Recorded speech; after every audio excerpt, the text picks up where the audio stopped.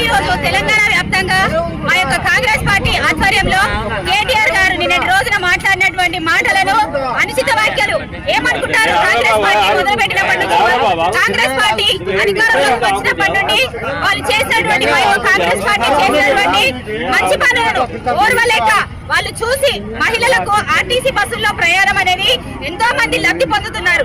ఆడవారు కొంతమంది ఎంతో పనులకు వెళ్లే వాళ్ళు కూడా వాళ్ళకు కూలి పైసలు లేని పరిస్థితుల్లో కూడా వాళ్ళు పొద్దున గానీ సాయంత్రం గానీ వాళ్ళకి ఎన్నో విధాలుగా డబ్బులు సేఫ్ అవుతున్నాయి. ఈ కాంగ్రెస్ పార్టీ మొదలుపెట్టినటువంటి ఆర్టీసీ బస్సుల్లో ఫ్రీ ప్రయాణం అనేది ఎంతో మంది ఆడవారికి ఉపయోగకరంగా ఉంటుంది. కానీ ఈ యొక్క బీఆర్ఎస్ వాళ్ళు చేస్తున్నటువంటి కుట్రల్లో భాగంగా నిన్నటి దినమున సీతక్క గారు మాట్లాడేటువంటి మాటల్లో వాళ్ళు ఉన్నటువంటి మాటలను వాళ్ళు వ్యక్తీకరించి వాళ్ళు ఉన్నటువంటి ఆ యొక్క మాటలను కేటీఆర్ గారు అన్నటువంటి మాటలను వాళ్ళు ఏమన్నారు? ఆర్టీసీ బస్సుల్లో ఎల్లిపాయలు పొట్టు తీసుకుంటారు, ఇంకేమైనా చేసుకుంటారు.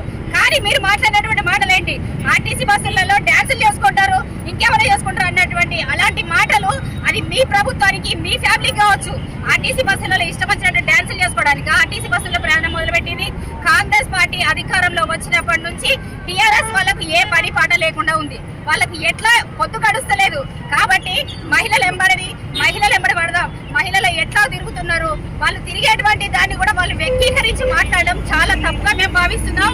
ఆ కేటీఆర్ గారు మాట్లాడినటువంటి మాటలను అనుచితమైనటువంటి వ్యాఖ్యలను వెనక్కి తీసుకోకపోతే మేము ఈ హుజురాబాద్ మండలంలో ఒడితల ప్రణవ్ గారి ఆదేశాల మేరకు ఈ యొక్క అంబేద్కర్ చౌరస్తాలలో మేము ఆ యొక్క కేటీఆర్ గారి దిష్టి బొమ్మను దహనం చేయడం జరిగింది. ఒక హుజురాబాద్